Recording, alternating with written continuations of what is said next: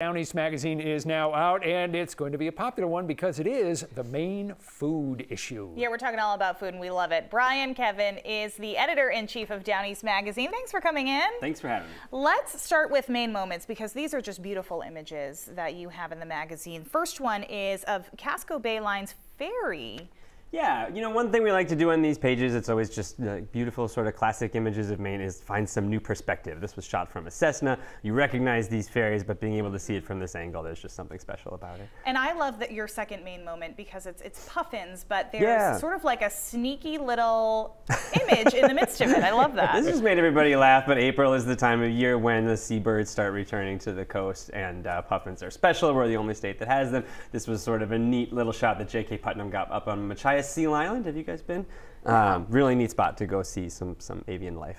Okay. As we said, it's the food issue, so let's talk about some of the food articles, and we'll begin with one that focuses on Maine female chefs and the really impressive influence that they have, more so than what you find in a lot of other foodie states. I am still floored that we got all 9 of these people in one spot, and we could have, if the timing and the logistics had worked out, gotten 10 or 15 or 12. So we have a guest editor for this issue who is Sam Sifton. Great guy, smart guy. He's the food editor of the New York Times and sort of helped guide the content here. And he said, when we sat down to first talk story ideas a couple months ago, you know, let's do something that kind of explores why so many of Maine's marquee chefs are women. More so, it's a hard thing to quantify, but more so proportionally than you might find in New York or in LA or Chicago or something. So we got some of these folks together, some of the best chefs in the state, got them around a table, gave them some coffee and some bagels. Somebody brought some champagne, met up at Forage Market on Washington Street, and just had this long freewheeling conversation about why that is and about what sort of challenges and opportunities they face in the kitchen compared to maybe chefs run by, or rather kitchens run by men that they might have come up in.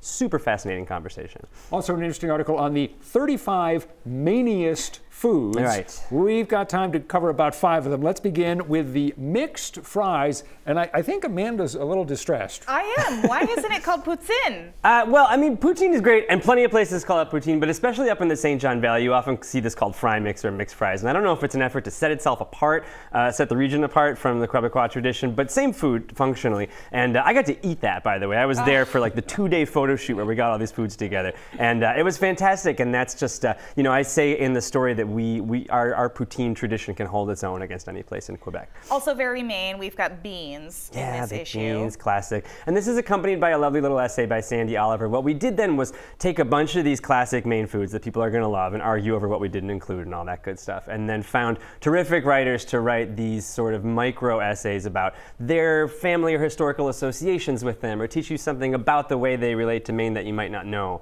So it's a fun package in that way.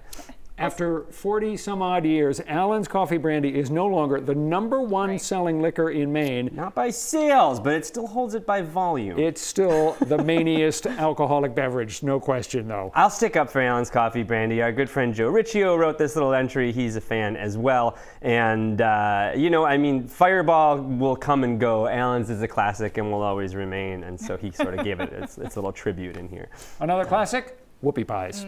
What can I say about whoopie pies that hasn't already been said, except that we bought like 75 of them and made a big giant stack, which was a ton of fun to shoot, and I brought a bunch of them home for my kids. You know, there was this thing a few years ago where we were duking it out with the Pennsylvania Dutch as to which one of us had the more patrimonial claim to whoopie pies.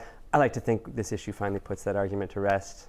You also talk about Italians, which if you go outside of New England, really it's hard to find anyone calling it an Italian sandwich. Yeah, and it's a different thing, right, than like a submarine sandwich that would have a bunch of different Italian meats. The Maine Italian, and Malcolm Bedell wrote an exquisite little piece about what makes it special here, is its own separate thing. And I was telling you I was in Portland for the weekend. I just went to DePietro's in South Portland, which is my favorite Italian place, and you're not going to get a sandwich like that outside of the state.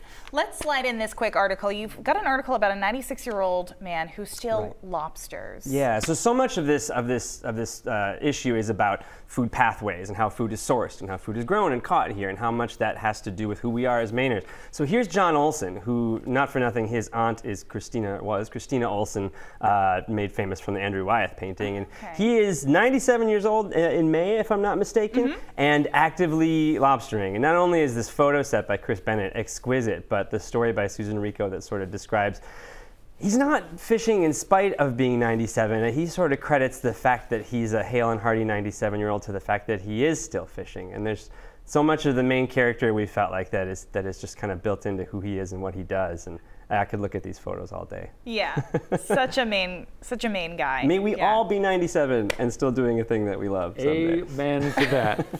Thank you, Brian. Again, it's all in the April issue of Down East Magazine, and we're going to be back right after this.